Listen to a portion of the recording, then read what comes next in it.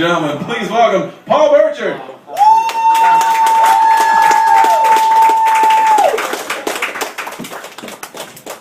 So for tonight, I wrote kind of like a list of complaints and grievances that I have towards different types of people and things. I'm going to read them for you tonight. It's kind of letters, so here we go.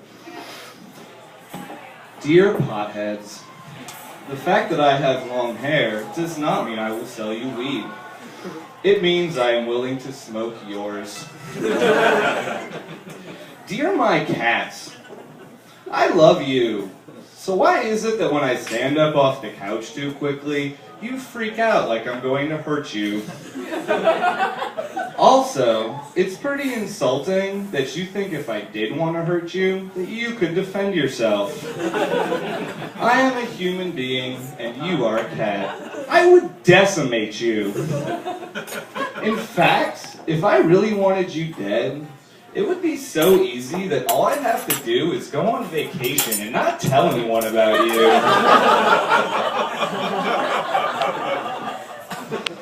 Dear girl I had a crush on in middle school.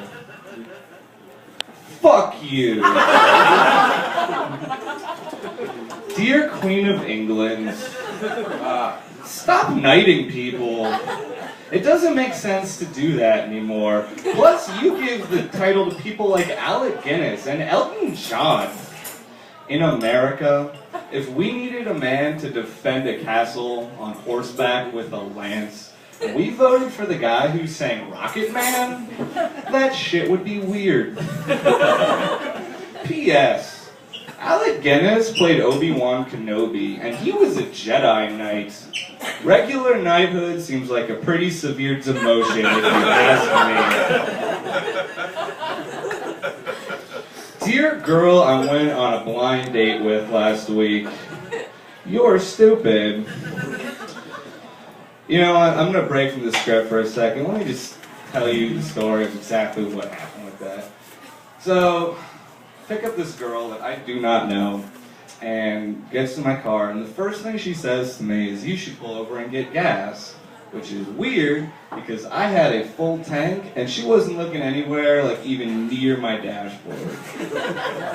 And we're driving, and she's like, you should pull over and get gas. Or 5 minutes later, you should get gas. Finally, I realized she's looking at the E in my mirror. I was like, bitch, we are heading east. That is what that E means. Now, if we were heading east the entire time, maybe I could see where she was coming from. But that not being the case, how do you make that mistake? How do you confuse a compass for a fuel gauge? Like, how do you think it works? Like, N, nearly out of gas, bro. Whoa, you haven't gotten gas yet. Seriously, pull the fuck over. Empty. Like, I guess when we hit that traffic circle, she thought my fuel just plummeted. Alright, now the one thing that we need to talk about tonight is very important, and that's the fact that they made a Battleship movie. They made a Battleship movie. They made a movie based on Battleship, the worst board game of all time. I'm sorry, no. Battleship is like a game they tricked you into buying. It's basically two guys sitting there, and one of them's like, hey man, I'm thinking of a number. Guess what it is?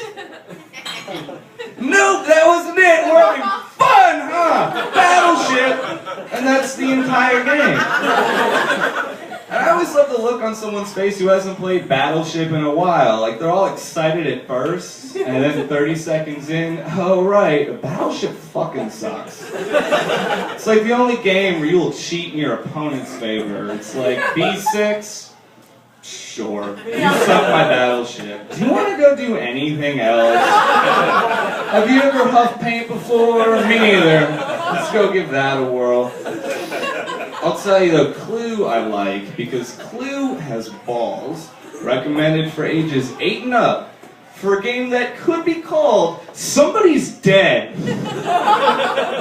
And they give it names like, you know, Miss Peacock and Colonel Mustard. It's a game about homicide, and they're making it cute. That's like if I made a game about date rape and just called it Nap Time. Alright, that's it for me, everybody. Thank you very much.